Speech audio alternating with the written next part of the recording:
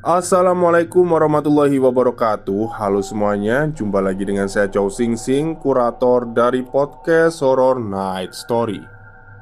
Halo, apa kabar semuanya? Semoga kalian semua baik-baik saja ya. Dan seperti biasanya pada malam hari ini saya kembali dan akan menghadirkan sebuah kisah mistis untuk kalian semua. Kisah mistis kali ini saya datangkan dari Miss Viola yang menceritakan tentang prosesi pemindahan makam Tionghoa keluarganya. Oke, daripada kita berlama-lama, mari kita simak ceritanya. Cerita ini mungkin akan sedikit ada kata-kata umpatan, dikarenakan bukan cerita asli dari saya, melainkan kisah dari kerabat saya, Andri. Semua nama, lokasi, dan tempat akan saya samarkan semuanya. Dan akan saya tutup rapat rahasia keluarga ini berasal dari mana untuk kebaikan bersama. Cerita ini juga akan menghadirkan banyak karakter.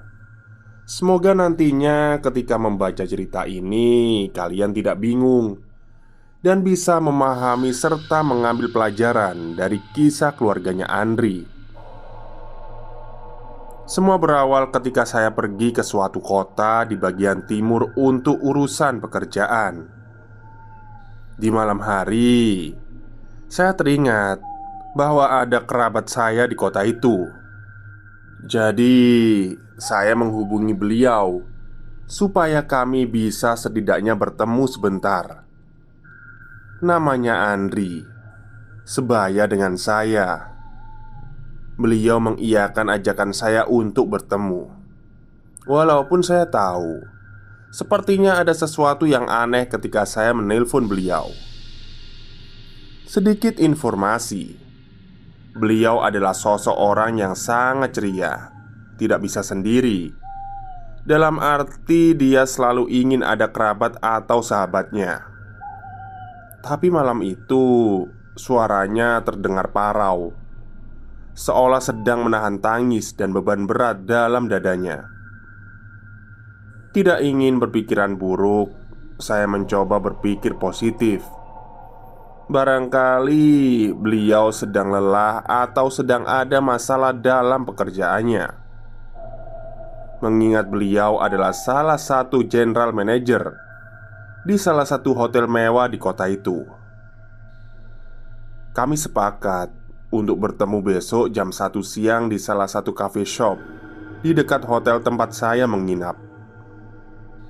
Malam itu saya tahu sekali badan saya sangat membutuhkan istirahat. Mata saya tertutup di atas kasur, tapi pikiran saya tidak bisa lepas dari bayangan Andri. Bahkan suara parau Andri masih terngiang di telinga saya. Dalam pejaman mata saya merasa ada sesuatu yang mondar-mandir melewati kaki saya. Tapi saya tidak bisa membuka mata saya. Entah saya tidak bisa atau memang saya tidak mau. Saya pun tidak tahu. Karena rasa tidak nyaman itu tiba-tiba membuat saya takut. Ada apa ini? Saya berusaha tidak peduli dengan bayangan-bayangan hitam itu. Entah itu halusinasi di kepala saya atau memang ada sesuatu di bawah kaki saya. Hingga akhirnya saya tertidur pulas. Keesokan harinya saya yang baru selesai menyelesaikan pekerjaan saya baru sadar bahwa waktu sudah menunjukkan pukul 2 siang. Saya bergegas mendatangi coffee shop tempat kami berjanji bertemu. Dari jauh saya sudah melihat Andre duduk di salah satu sudut kafe. Tatapan matanya kosong dan tangannya memegang satu batang rokok yang menyala. Tapi seperti tidak dihisap sama sekali karena abunya cukup panjang tertahan di batang rokok itu. "Woi, Bengong aja lu, kesambet ya? Iya iya, duduk sini. Lu ngapain sih bengong? Bengong apaan? Kagak bengong gue. Lama amat dah. Kemana aja? Buset, udah sejam nungguin. Babi lo. Misi pak, mohon maaf nih. Ini kota, bukan kota saya doang penduduknya. Macet pak, macet. Alah, alasan aja lu. Melihat sikapnya yang tetap galak dan ceria, seketika pikiran yang berkecamuk di benak saya semalam hilang. Seolah tidak ada apa-apa. Kami ngobrol ngalor ngidul, membahas pekerjaan, kehidupan, dan yang lainnya. Sampai ada di satu titik Andri terdiam. Mimik wajahnya mendadak kaku dan dingin. Tatapan matanya tajam dan kosong melihat ke depan, ke arah saya. Saya melambaikan tangan saya ke depan wajahnya, tapi Andre tidak bergeming, bahkan tidak berkedip. Saya coba menepuk pundaknya, dan saya merasakan ada hawa dingin di sekitar pundaknya. Hati saya tiba-tiba mulai tidak enak. Tangan saya gemetar. Sampai tiba-tiba saya mendengar suara dari arah belakang saya. Suara yang saya kenal. Ya, itu adalah suaranya Andri memanggil saya. Viola. Seketika saya menoleh ke belakang dan melihat Andri berlari kecil menuju ke arah saya. Saya melihat Andri. Tunggu, lalu siapa yang ada di depan saya? Saya kembali menoleh ke orang yang duduk di hadapan saya itu. Dan kosong, bersih. Padahal tadinya ada 2 gelas kopi kami yang beli. Sorry, gue telat. Ada trouble dikit tadi di kantor. Belum nunggu lama kan? Saya masih terpaku tidak percaya. Andri dengan setelan jas hotelnya, dasi hitamnya, kemeja merahnya, dan celana hitamnya. Bahkan kami bercengkrama dan tertawa. Dan sekarang ada Andri lagi yang datang dari belakang saya dengan setelan yang sama dan duduk di kursi yang sama. Saya melihat sekeliling saya. Masih ada orang-orang yang sama dengan yang saya lihat tadi. Bedanya, mereka melihat saya dengan tatapan aneh. Bahkan beberapa terlihat saling berbisik sambil menatap saya. Andri beranjak dari duduknya dan masuk ke dalam coffee shop. Lalu keluar lagi dengan membawa 2 gelas kopi americano. Kopi yang sama dengan yang disediakan Andri tadi. Sedangkan saya masih kaku mematung di kursi saya. Sungguh sangat tidak percaya dan bingung dengan apa yang baru saja terjadi. Sampai Andri memecahkan lamunan saya. "Woi, diam aja lu. Berapa lama di sini? Gila, udah berapa tahun ya kita nggak ketemu? Udah nunggu lama ya? Sorry loh." "Hah? Oh, jam berapa ini?" "Jam 2. Kenapa? Ada urusan lu?"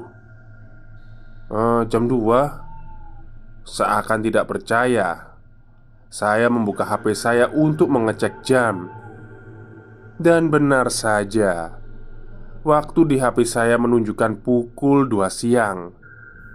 Sungguh aneh. Tapi saya buru-buru mengatur nafas dan mengembalikan kembali jiwa saya yang hilang karena kejadian barusan. "Lu nggak kenapa-kenapa kan, Ri?" "Hah? Nggak kenapa-kenapa kok. Emang kenapa?" Nggak apa-apa sih, nanya aja. Apa kabar lu?" "Buset, tambah makmur aja lu. Mentang-mentang sekarang jadi GM." GM itu bukan Grandmaster ya, General Manager. Ya gimana ya, orang sukses mah emang gini. Anjir, songong lu ya. Sekarang kami pun larut dalam perbincangan kami siang itu. Sama seperti saya larut dalam perbincangan yang hampir sama dengan Andri yang lain tadi. Sampai akhirnya saya menanyakan kabar keluarganya. Nyokap bokap gimana Andri? Baik sih. Lah, kok pakai sih? Ya gitulah, baik kok. Mampirlah ke rumah kalau mau tahu kabar mereka. Emang kenapa? Tidak ada jawaban dari Andri. Wajahnya berubah sendu. Terlihat ada kesedihan mendalam di matanya. Lu stay sampai kapan? Ini hari apa sih? Rabu ya? Sampai Sabtu nih. Aturannya sih sampai Jumat, tapi kayaknya mau extend sehari buat make sure everything is good here. Apa itu? Kamu mau mampir ke rumah nggak? Lu masih bisa lihat setan kan? Idi, pertanyaan lu. Ya iyalah, gue lihat setan nih di depan muka gue. Ash, sialan lu. Emang kenapa kalau masih? Ya nanya doang sih. Jadi mau gak mampir ke rumah gue? Karena ada sesuatu yang saya rasa tidak beres, saya pun mengiyakan untuk mampir ke rumah Andri di hari Jumat. Setelah Andri selesai dengan urusan pekerjaannya. Dari hari Rabu sampai ke hari Jumat, saya merasa waktu lama sekali berlalu. Mungkin karena memang saya penasaran dengan apa yang terjadi pada Andri. Jadi, saya merasa waktu berlalu cukup lama. Hari Jumat pun tiba. Saya menunggu Andri di hotel sambil terus melihat jam, berharap Andri segera datang. Pucuk dicinta ulam pun tiba. Tepat pukul 4 sore, Andri akhirnya datang menjemput saya. Perjalanan dari hotel menuju ke rumah Andri tidak terlalu jauh sebetulnya. Kalau saya lihat di Google Map, jaraknya hanya sekitar 8 kilometer. Dengan jarak 8 kilometer, estimasi perjalanan sekitar 20-30 menit. Tapi dalam perasaan saya, rasanya perjalanan itu sangat lama. Walaupun memang sesampainya di rumah Andri waktunya sesuai dengan estimasi perjalanan. Rumah Andri cukup besar karena memang ada 2 keluarga di rumah itu. Keluarga Andri dan keluarga adik dari Tante Sien. Mama Andri rumahnya adalah rumah tua keluarga Tionghoa yang pagarnya masih terbuat dari tembok setinggi 3 meter dengan pintu kayu jati berwarna coklat tua. Ketika masuk ada halaman yang cukup luas, sumur di bagian pojok kiri saya, dan bangunannya benar-benar masih otentik, bangunan rumah Tionghoa zaman dulu. Pintu dan jendela masih terbuat dari kayu jati. Atapnya masih berbentuk ala Tionghoa zaman dulu, bagus dan terawat. Saya memasuki pagar.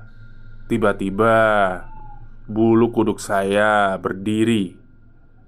Ada yang aneh dengan rumah ini. Di balik kemegahannya, sepertinya ada yang disembunyikan. Tante Sien, Mama Andri menyambut saya dengan sangat ramah. Tapi aneh, tangan kanannya seolah kaku dan badannya seperti condong membungkuk ke sebelah kanan. Di sebelah Tante Sien, saya melihat ada Om Gi, papanya Andri, duduk di kursi roda dengan mulut yang agak peot dan kesulitan berbicara. Tante Sien, "Halo Vi, Ya ampun, apa kabar kamu? Tambah subur ya sekarang, katanya sambil merangkul saya. Halo tante, kabar baik? Iya nih, tambah melar badan saya. Tante kenapa tangannya? Oh ini nggak apa-apa, kata dokter gejala stroke. Tapi ya nggak apa-apa, yang penting masih bisa masak. Oh gitu ya Tan. Ya udah, tante jaga kesehatan. Aku pun menghampiri Om Gi setelahnya. Halo Om Gi, apa kabar? Kataku sambil berjongkok agak sejajar dengan Om Gi. Halo, baik Pi. Om juga kena stroke. Kapan hari jatuh di kamar. Sempat mondok sebentar di rumah sakit. Terus sama dokter disuruh pakai kursi roda. Soalnya udah susah jalannya. Oh ya ampun. Sehat-sehat ya Om. Tante, Angel kemana? Angel kemana tante? Angel itu adiknya Andri. Halo Ci. Tiba-tiba Angel muncul. Hei halo Angel. Sudah tambah tinggi sekarang. Udah kuliah ya kamu Angel? Iya Ci. Udah mau masuk kuliah. Tapi kayaknya tahun depan aja. Mau jagain mama papa dulu sampai bisa ditinggal sendiri. Kan kok Andri kerja terus. Jadinya nggak ada yang jagain di rumah. Jel, bikinin minum dulu. Mama sama papa mau istirahat dulu. Vi, tante tinggal dulu ya. Mau istirahat? Oh, iya tante. Istirahat dulu aja tante. Tante Sien dan Om Gi pun masuk ke dalam kamar. Dan saya menunggu Andri yang sedang berganti pakaian di ruang tamu. Sembari menunggu, saya mendengar ada suara kursi yang berjejit dari dalam rumah. Sepertinya di situ ruang keluarga, karena ada suara televisi yang samar terdengar. Karena penasaran, saya pun melongok melihat ke bagian dalam rumah yang tertutup setengah tirai. Saya melihat ada kursi goyang yang terbuat dari kayu, bergerak maju dan mundur. Ada seseorang yang duduk di kursi itu, tapi saya tidak bisa melihat siapa yang duduk di sana. Tiba-tiba saya dikejutkan oleh seorang kakek-kakek yang berteriak di samping saya. Pergi kamu, sebelum kamu kena akibatnya. Pergi. Andri dan Angel berlari menuju ke arah saya dengan sigap memegangi kakek itu. Kong, udah Kong. Jangan berisik Kong. Jangan teriak-teriak. Ayo Kong, masuk aja Kong. Udah jam berapa ini? Diminum obatnya. Andri dan Angel memopoh kakek itu masuk ke salah satu kamar dan kembali keluar menemui saya yang terkejut setengah mati. Sorry ya Vi. Itu engkongku, Kong Lim. Emang agak kurang sehat dia. Sorry ya Ci. Ini diminum dulu Ci tehnya, kata Angel sambil menyodorkan secangkir teh. Hah, iya nggak apa-apa. Kaget aku. Itu yang duduk di kursi goyang itu siapa Andri? Hah? Kursi yang mana? Yang di dalam? Iya yang di dalam itu, kataku sambil menunjuk. Gak ada siapa-siapa Ci dari tadi. Kita cuma berlima di rumah. Soalnya keluarga Cik Nita lagi keluar sih. Seriusan? Lah iya serius. Dri, sekarang lu jujur deh sama gue. Ada apaan sama keluarga lu? Asli, ini kayaknya ada yang gak beres. Dari masuk pagar tadi udah beneran deh gak enak banget hawanya. Dari pertama gue nelpon lu udah berasa ada yang gak beres sama lu. Biar Angel aja yang cerita ya. Udah males gue, capek gue. Gue juga sebenarnya udah sejak 6 bulan yang lalu mau ngontak lu, tapi gue gak enak. Takutnya lu nganggep gue, maksudnya takutnya gue nganggep lu kayak dukun gitu. Ah, ya gitulah, Ci. Ngerti lah maksud gue ya. Ya udah, pokoknya sekarang gue ada di sini. Terserah siapa yang mau cerita. Akhirnya Angel pun menawarkan diri untuk bercerita. Jadi gini, Ci. Kita semua tahu kan, kalau dari dulu sampai sekarang itu biasanya kalau ada keluarga Tionghoa yang meninggal, itu dikuburkan di salah satu area gitu, atau dikremasi. Terus abunya dilarung atau disimpan di rumah gitu kan. Nah, kalau di keluarga kami, beberapa ada yang mencar-mencar karena dulunya nggak beli satu lahan yang luas sekalian untuk satu keluarga besar, dan mulai susah cari lahan pemakaman. Terus kebetulan mama itu dapat info kalau ada lahan yang cukup luas di daerah Tit yang bisa digunakan untuk makam keluarga. Akhirnya ya, jadilah mama punya gagasan untuk memindahkan makamnya Ma Erna, ibu dari Tante Sien, Kongco, kakek dari Tante Sien, dan Mak Cho, nenek dari Tante Sien, sama beberapa leluhur di sana supaya jadi satu area. Dari 4 bersaudara, yang setuju itu cuma Cik Nita. Sedangkan yang lainnya kayak Cik Mila atau Uu Deni kurang setuju karena menurut mereka kurang etis untuk mindahin makam keluarga yang sudah lama di sana. Kecuali kalau misalnya nih ada yang meninggal terus dimakamkan.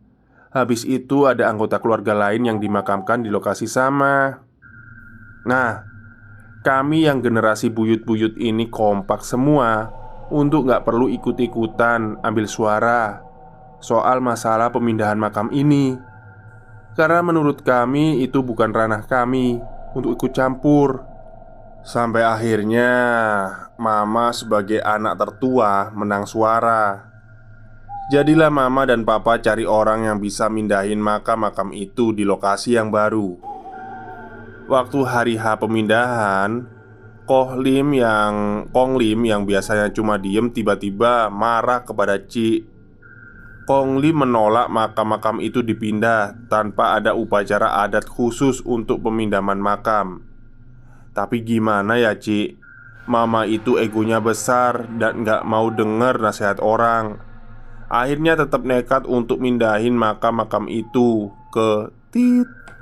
Padahal sampai tetangga-tetangga itu juga ngewanti-wanti supaya rencana itu dibatalkan saja karena takutnya kualat.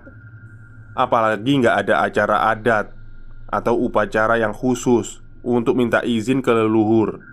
Tapi ya mau gimana lagi, Ci? Ya itu tadi, mama kan ego.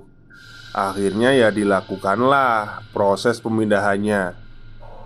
Hari pertama sih biasa aja. Kami di rumah juga biasa aja, Ci. Sampai hari kelima, setelah mindahin makam Mak Jo, tiba-tiba kami dapat kabar kalau orang-orang yang dibayar mama untuk mindahin makam itu tiba-tiba ngeblank semua. Ngeblank? Ngeblank gimana maksudnya? Ya ngeblank gitu. Duh, gimana ya kok maksudnya? Maksudnya itu mereka waktu bangun tidur tiba-tiba kayak orang ngeblank, melek tapi nggak ngapa-ngapain.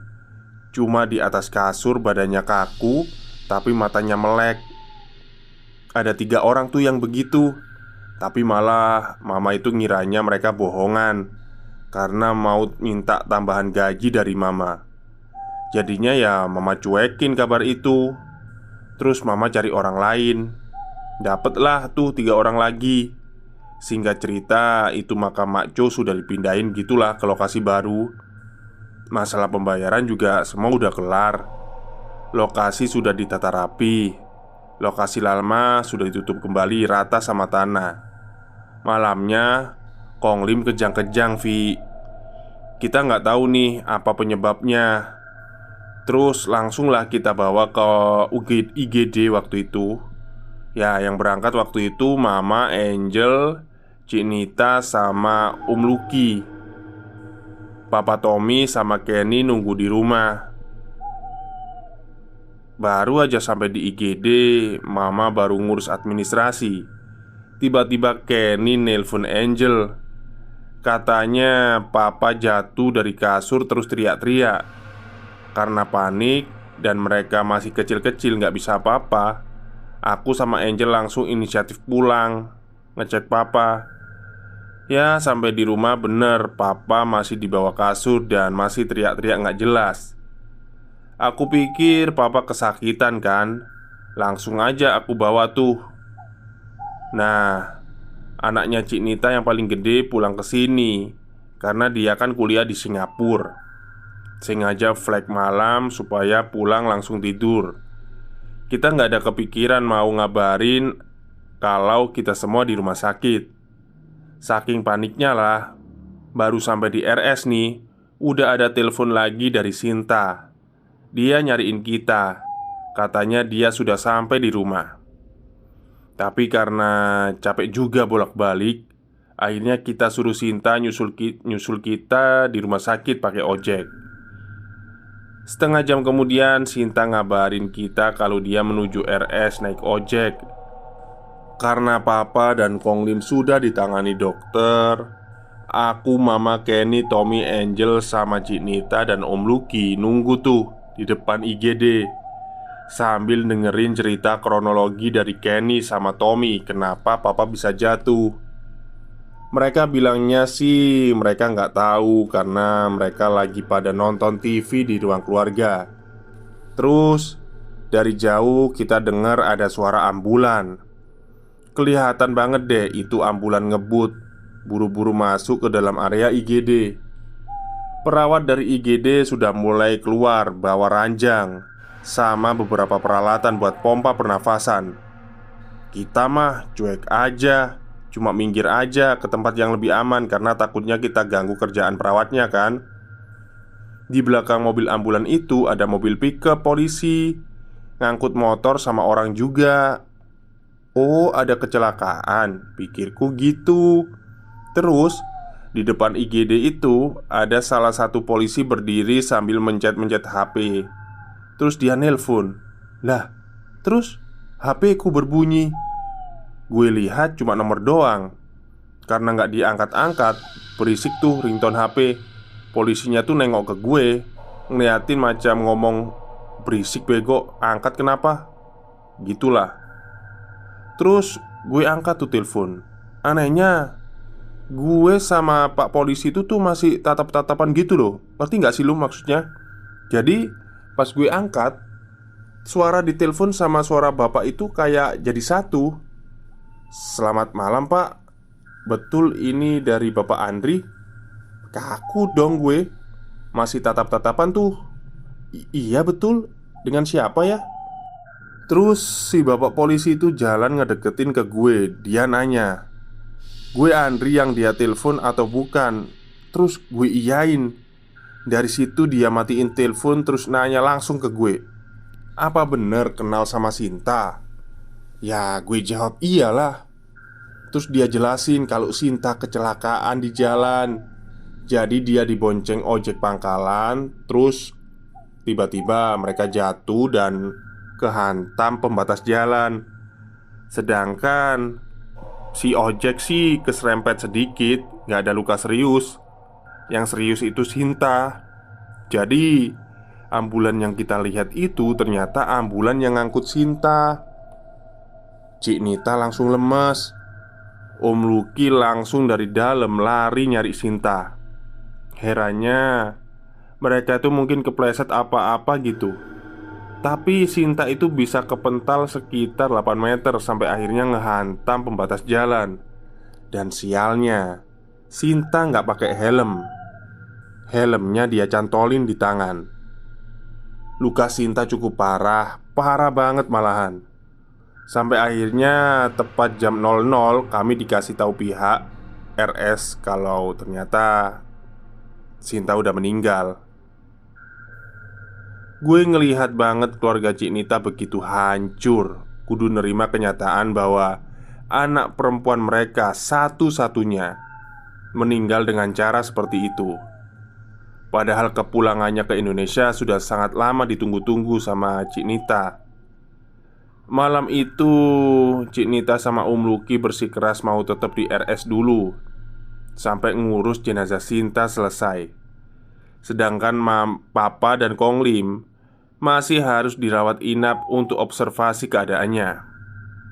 Besoknya ya Sinta dimakamkan. Sedangkan Om Luki kelihatan masih berusaha menerima kenyataan banget. Kelihatan lebih tegar, tapi gue tahu dia juga hancur. Hari itu juga ternyata Kong Lim sudah boleh pulang.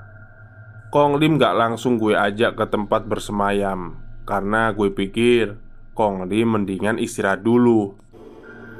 Sepanjang perjalanan dari RS ke rumah, Kong Lim gak bicara satu kata pun sampai kita ngelewati sebuah makam. Kong Lim bicara, "Oh, udah peringatin lu orang tapi gak ada yang percaya. Gue punya omongan." Wow, itu saya mungkin ya. "Saya sudah peringatkan kamu orang tapi gak ada yang percaya sama aku punya omongan." Aku bingung dong. Waktu gue tanya ada apa, Doi gak mau ngomong sama sekali. Jadi ya gue diemin juga.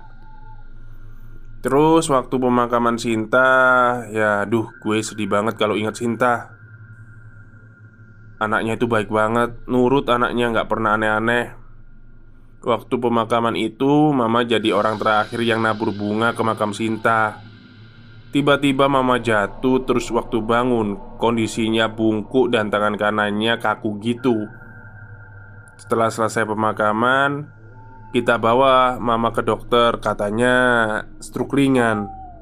Tapi gue yakin ada yang gak beres di sini. Apalagi waktu kami pulang dari dokter, lagi-lagi kami dapat kabar kalau 3 orang yang mindahin makam Mak Jo itu kena kejadian sama kayak 3 orang yang pertama.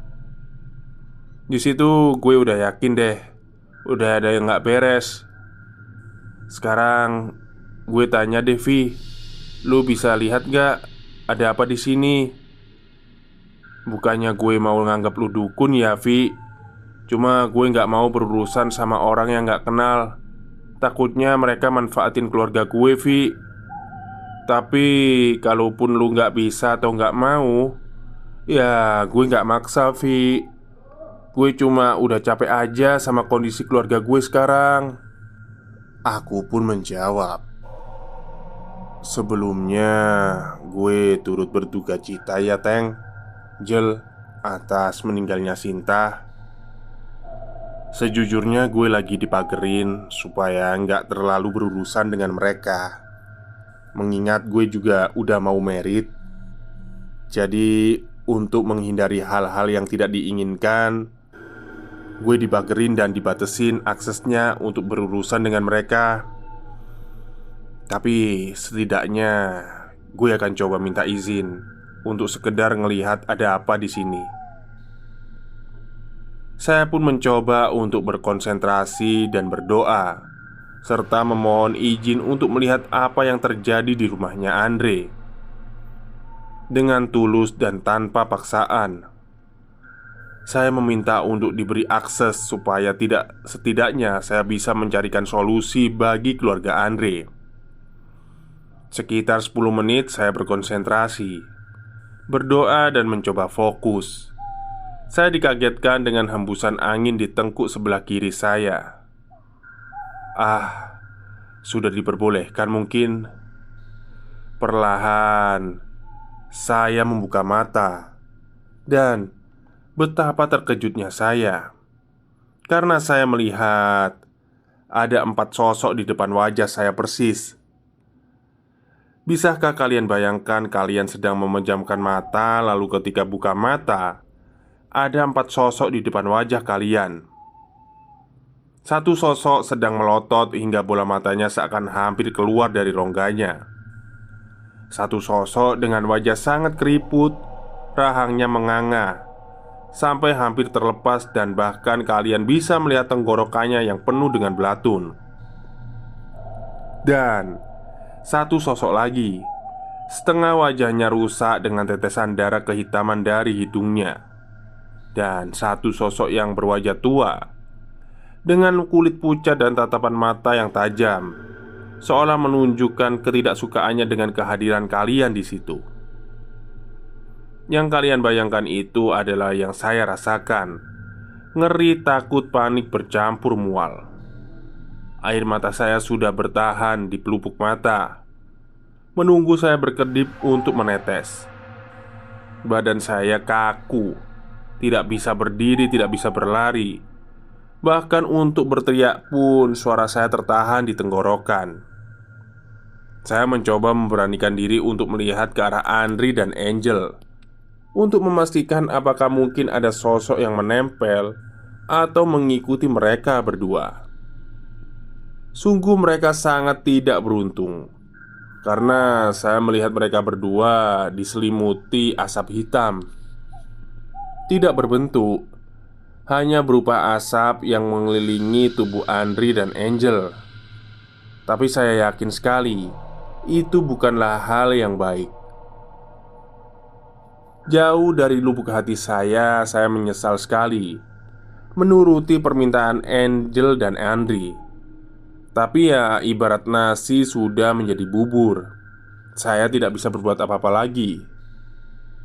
4 sosok di depan saya menghilang, seolah terbang melewati tubuh saya, dibarengi dengan bau anyir yang menyengat dan hawa yang sangat dingin. Tiba-tiba, kami bertiga mendengar suara dentuman barang jatuh yang cukup keras. Bahkan sepertinya bukan hanya kami bertiga yang mendengar, karena Tante CN yang dari tadi di dalam kamar tiba-tiba keluar dan menghampiri kami. "Ada suara apa itu? Ban pecah ya?" "Enggak, Mak, kan suaranya dari dalam."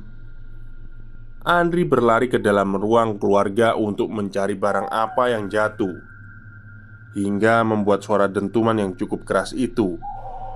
Tante CN berusaha mengimbangi langkah Andri, tapi kaki kanannya tiba-tiba terseok. Dari situlah saya bisa melihat ada 2 sosok yang menempel di tubuh Tante CN. Satu sosok menggantung dari leher sampai ke tangan kirinya. Sesosok laki-laki renta yang kurus kering dan terus meringis. Dan satu lagi sesosok anak kecil yang menggantung di kakinya. Bukan sebuah pemandangan yang semua orang ingin lihat, tapi entah kenapa jauh di dalam lubuk hati saya sudah menduga hal-hal gangguan seperti ini terjadi pada keluarga Andri. Tapi makhluk ini berjumlah jauh lebih banyak dari yang saya pikirkan. Saya kembali ke ruang tamu dengan belahan nafas yang cukup panjang. "Gimana, Andri? Apa yang jatuh?" "Gak ada apa-apa, Vi. Mungkin genteng." "Gimana? Lu tadi lihat apa? Dari tadi diem aja." "Sorry, Ndri. Gue bukannya gak mau bantu. Cuma jujur ya, gue gak punya kekuatan sebesar itu untuk ngusir mereka." "Emang ada apaan sih?" "Kayaknya ada hubungannya sama proses mindahin makam deh. Soalnya yang gue lihat nih, orang Tionghoa zaman dulu semua kayaknya." "Bentar-bentar."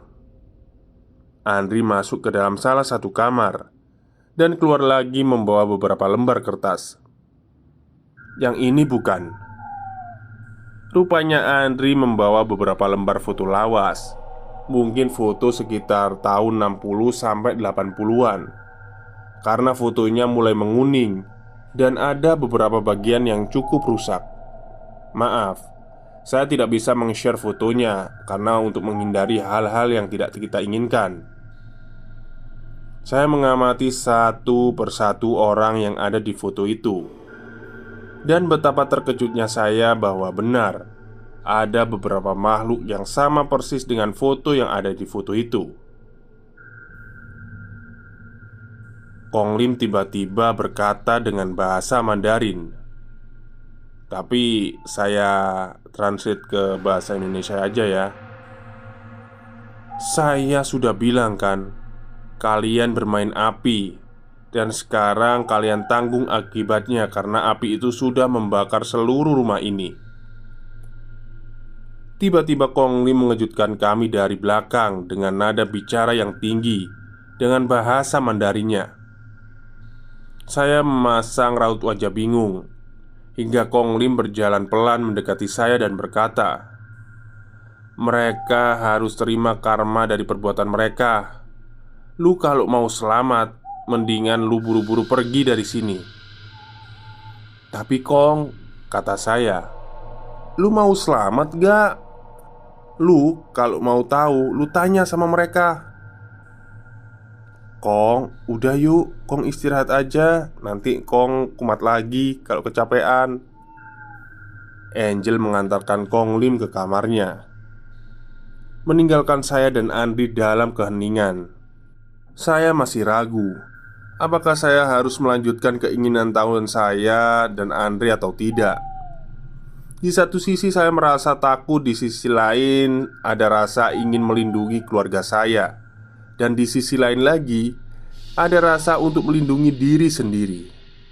Saya pun memutuskan untuk membuka komunikasi dengan salah satu dari mereka dan meminta izin pada Andri untuk menggunakan kamarnya. Andri mengizinkan dan mengantarkan saya ke dalam kamar. Lalu dia menunggu di luar karena saya ingin fokus dan tidak ingin membuat Andre ketakutan.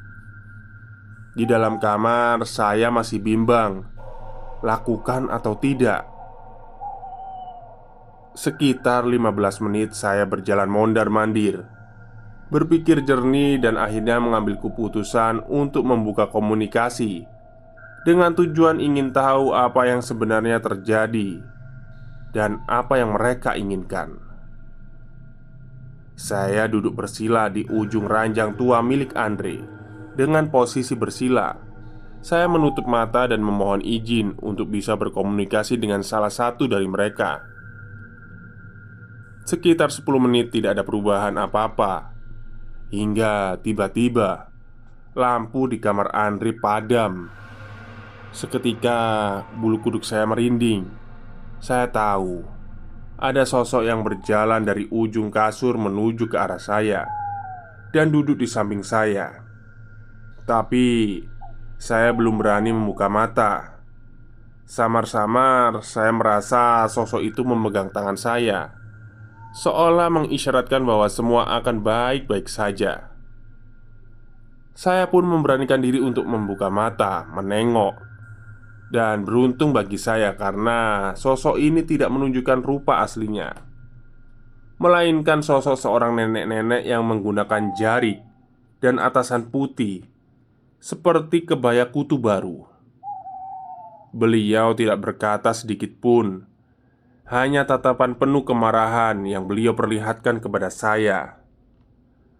Beberapa detik kemudian beliau melihat mata saya dan tiba-tiba saya terpental dari atas kasur. Saya sepertinya sempat ngeblank beberapa saat. Hampir saya diperlihatkan sebuah gambaran yang menyerupai film yang diputar di otak saya. Bagi masyarakat keturunan Tionghoa, bukanlah hal yang baru jika ada yang meninggal, barang-barang kesayangannya ikut dikebumikan atau dikremasi. Baik itu baju yang selalu dipakai semasa hidupnya, barang kesayangannya, sepatu favoritnya, bahkan termasuk perhiasan kesukaannya, serta barang-barang lain. Dan bagi beberapa masyarakat keturunan Tionghoa, di samping makamnya biasanya juga akan dimakamkan penjaganya. Seperti apa bentuknya, saya pun tidak tahu. Tapi kalau kalian pergi ke makam Tionghoa, biasanya akan ada satu nisan kecil di samping kiri yang searea dengan makam utama. Banyak orang yang terkadang memanfaatkan makam-makam itu, seperti misalnya menggali diam-diam dan mengambil perhiasan di dalamnya, atau barang-barang lain yang bernilai cukup tinggi. Inti dari apa yang beliau perlihatkan kepada kami adalah, maksudnya saya, bahwa kejadian pemindahan makam keluarga yang dilakukan oleh keluarga Andri ternyata menyimpan sebuah rahasia, bahwa Mama Andri menggali makam-makam tersebut untuk mengambil beberapa barang yang ada di makam leluhur. Dan ada beberapa kesalahan yang Mama Andri lakukan. Seperti yang pertama, tidak melakukan ritual khusus untuk pemindahan makam dan tidak meminta izin. Yang kedua, tidak ikut memindahkan sang penjaga. Dan yang ketiga, tidak menggunakan tanah makam yang lama untuk menutup tanah makam yang baru. Hal-hal tersebut membuat para leluhur murka dan akhirnya melakukan pembalasan dendam kepada mereka yang menyetujui dan mengambil untung, mengeksekusi keinginan orang, menyuruh pemindahan makam, bahkan hingga ke anak cucunya. Ternyata cukup lama saya berada di dalam kamar, karena samar-samar saya mendengar ada suara ketukan pintu yang cukup keras, yang membuat saya tersadar dan bergegas menutup pintu komunikasi dengan mereka. Saya membuka pintu kamar dengan lemas, melihat Andre yang sepertinya juga cemas menunggu saya di luar. Karena takut hal ini akan berlarut-larut, saya pun menceritakan semuanya kepada Andre. Seakan-akan sudah tidak peduli apakah Andre akan percaya atau tidak. Saya hanya berharap akan ada jalan keluar untuk masalah ini. Tak disangka, respon Andre menunjukkan bahwa seolah ia sudah tahu tentang hal ini. Andre berjalan lunglai ke dalam kamarnya dan duduk di atas kasur, mengatupkan kedua tangannya untuk menutupi wajahnya. Gue juga sebenarnya udah pernah mimpi kayak gitu, Vi. Gue pernah didatengin oleh Mak Cho, dikasih tahu kalau keluarga gue bakal kena karma karena udah ngambil yang bukan haknya. Tapi gue gak nyadar kalau nyokap sampai separah itu. Saya tidak bisa berkata apa-apa. Saya hanya menyuruhnya untuk beristirahat dan menenangkan pikiran. Sedangkan saya mencari Angel untuk meminta izin agar saya bisa bertemu dengan Kong Lim. Angel mengantarkan saya ke kamarnya Kong Lim. Saya melihat beliau sedang duduk di kursi goyangnya sambil memangku jambon kucing kesayangannya. "Kong, bantu saya Kong. Bantu saya mencari cara untuk menyelesaikan masalah ini." "Lu cari Suhu, lu tanya sama dia. Dia yang lebih ngerti. Wo tidak mau urusan lagi sama manusia-manusia serakah itu." "Suhu yang ada di itu Kong." Maksudnya itu ini karena ini ya, ada bintang-bintangnya. Jadi nama suhunya itu dirahasiakan, terus tempatnya juga dirahasiakan. Lalu Kong Li menjawab, "Iya." Angel menjelaskan kepada saya bahwa ada seorang suhu yang sudah seusia Kong Lim, dan Angel bersedia untuk mengantarkan saya menemui suhu itu. Mengingat besok adalah hari terakhir saya di kota, saya ingin ada hal yang setidaknya sudah saya lakukan untuk membantu keluarganya Andre. Keesokan harinya, Andre dan Angel menjemput saya di hotel. Kami bergegas ke desa yang dimaksudkan Kong Lim untuk menemui suhu itu. Sayangnya, tidak semua hal selalu berjalan dengan lancar. Sesampainya kami di rumah suhu itu, kami baru tahu bahwa beliau sudah meninggal beberapa pekan yang lalu. Ya, pupus sudah harapan kami saat itu. Sampai ada seorang pemuda menghampiri kami dan memperkenalkan dirinya sebagai Pras, salah satu murid dari almarhum suhu. Kami menceritakan maksud dan tujuan kami datang ke tempat itu. Pras pun menawarkan diri untuk membantu kami meminta tolong kepada beberapa tokoh agama yang bisa membantu kami melakukan ritual tertentu untuk menenangkan para arwah, sekaligus memperbaiki kesalahan yang dilakukan keluarganya Andri. Saya merasa sangat lega. Akhirnya saya bisa pulang dengan perasaan tenang. Selanjutnya Andri dan Angela yang mengatur untuk dilaksanakannya beberapa ritual dan upacara khusus itu. Beberapa minggu setelah hari terakhir saya di kota itu, saya dihubungi Andri lagi. Sayang sekali, bukan hanya kabar baik yang saya dengar. Kabar baiknya, setelah dilakukan upacara khusus untuk pemindahan makam sekaligus pengembalian barang-barang berharga yang diambil, keluarga kondisinya, maksudnya kondisi keluarga Andre jadi semakin tenang dan kondusif. Kong Lim pun juga kembali ceria. Kabar buruknya membuat saya ingin memastikan lagi dan memutuskan untuk kembali ke sana dan berkunjung ke rumah. Beberapa hari kemudian setelah mengajukan cuti ke kantor, akhirnya saya mendapatkan tiket pesawat untuk ke sana dan saya pun kembali datang ke rumah Andre. Sayangnya saya tidak lagi disambut dengan hangat seperti terakhir kali saya datang ke sana. Saat masuk melewati pagar rumah Andre, saya disuguhi pemandangan yang kurang mengenakan. Saya melihat Tante Sien dan Tante Nita duduk bersebelahan di teras rumah dengan tatapan mata kosong, kulit pucat dan tubuh yang kurus. Saya berusaha menyapa beliau, namun tangan saya ditarik oleh Andre. Dan Andre menggelengkan kepalanya dengan maksud tidak akan ada respon dari Tante Sien dan Tante Nita. Saya melihat mereka berdua seperti raga tanpa jiwa. Raga mereka bernafas, namun jiwa mereka entah pergi kemana. Rupanya karma itu harus mereka terima.